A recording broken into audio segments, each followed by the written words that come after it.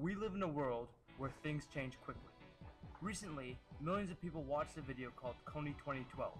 While the makers of Kony 2012 may have had good intentions, in oversimplifying the situation, they did not acknowledge more important aspects of US policy, aspects that we can change.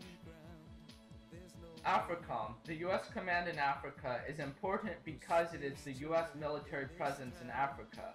This is worryingly similar to colonialism. The US should not be involved through its own initiative, but rather through the United Nations. AFRICOM puts the US in a position of greater power in Uganda, so it can advance its own interests in oil and security. To take you out of this place. AFRICOM is based out of Stuttgart, Germany. In Uganda, they claim to operate mostly through PR campaigns, building roads and houses.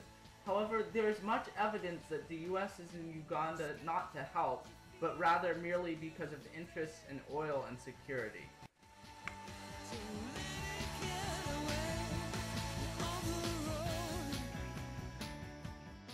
Since the beginning, US foreign policy has only reflected US interests. One of those interests over the last century has been oil. Beneath the scenic shorelines of Lake Albert, under the water and the lagoons, there are riches. Enough oil to dramatically change the fortune of Uganda. In full production, around 150,000 barrels of oil a day will be pumped out of this area. In 2009, when oil executives discovered the largest onshore oil reserves in the Lake Albert region of Uganda, many Ugandans rejoiced. However, soon after this discovery, legislation known as the LRA Northern Ugandan Bill started being pushed for in the United States. This bill looked to extend U.S. military presence in Uganda. The pretext for this bill was to stop the LRA rebel army in Uganda. However, the LRA had been out of Uganda for 3 years prior to the pushing for that bill in Congress, and it became more evident that Joseph Kony and the LRA were really just boogeymen in a grander scheme to secure oil in Uganda.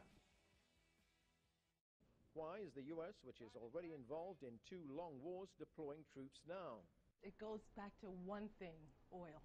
Let's remember, Uganda has oil. It changes the calculus always with U.S. foreign policy when it's a country that is seen to be rich with its resource that's become almost an addiction for the U.S. and the global economy.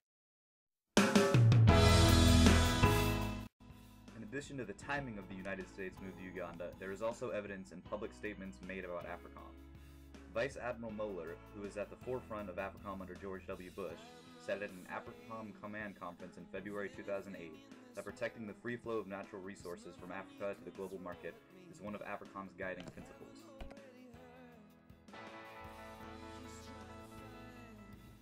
Just as the US is interested in oil in Uganda, it is also interested in Uganda as a military partner in fighting terrorism in Somalia.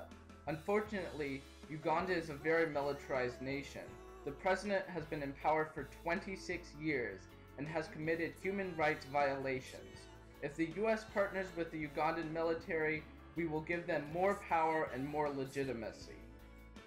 Right now, there are 5,000 Ugandan troops in Somalia. They are supported by the US through AFRICOM.